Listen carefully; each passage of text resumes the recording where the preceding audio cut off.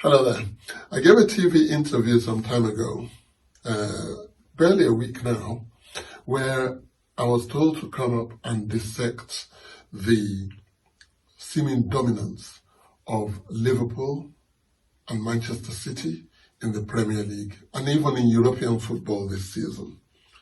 And I was doing a very good job of it because it was easy to see what these two guys are doing in the Champions League, what Liverpool's doing, what Manchester City is doing, what these two teams are doing in the Champions League and in the Premier League is just remarkable. It sets up a real big finale to the season. So I was doing a very good job of it until this interviewer, who never seems to put me down when it comes to Chelsea Football Club matters, asked me, do you think Chelsea would make it in the top four? And I laughed.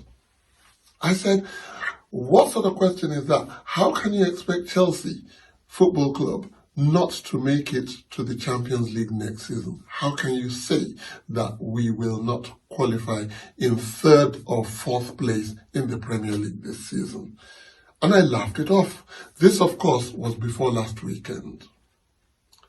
And then last weekend came. And my laughter turned to something else. Because we lost. We lost our way. Every team around us was winning, and we lost. And 4 games to go, I'm not so sure anymore.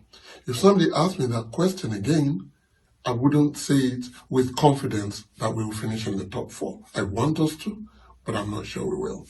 What do you think? Do you think Chelsea will make it in the top 4 this season with the way things are going?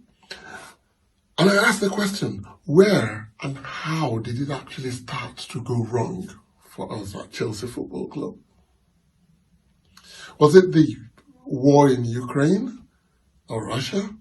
Was that what's come to affect us directly or indirectly, given the fact that in addition to the uncertainty as to who owns the club, we've got players who are out of contract. Most of the players who are out of contract at the end of this season, who may believe in us for nothing, are making the costliest mistakes that are losing us games, that are costing us games. Aspilicueta, Christensen, they're just giving mistakes away like Smarties again. Where did it go wrong? Okay, let's assume that it's gone wrong on the field, on the boardroom, and they don't know who the owners are. What about fighting for what is still being paid you?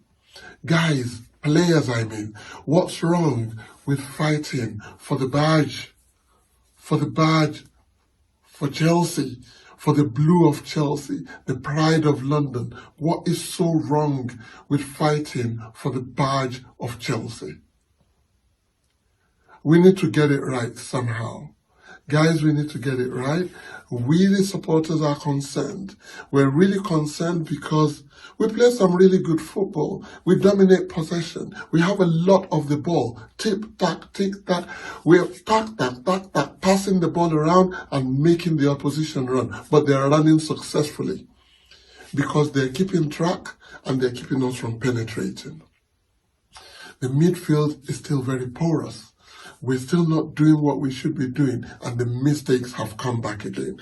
2 seasons ago, in Frank Lampard's first season in charge of Chelsea, we played good football as well. Don't knock the guy. He was a legend as a player. He was a legend as a manager. The only thing that was missing was the fact that we were still making mistakes, and we considered 80-odd goals in that single season. What's different now? Second finishing stages of this season, we are conceding goals, gifting goals to opposition again like jelly. And that's weird, given the fact that we're 4 games to the end of the season, of the Premier League season, and we're still not sure how far behind Liverpool and Manchester City we will be at the end of it. Will we make top 4? Oh, in addition to that, we've got this daunting Football Association Cup final to play, the FA Cup final against this same Liverpool. Liverpool that have been acclaimed one of the best in Europe, one of the best in the world at the moment. We're going to play them in the final. How do we save ourselves from an embarrassing defeat? How do we pick ourselves up? Do we change the team around a bit? wait, what's Trevor Chalobah doing on the bench? Is he not fit or something?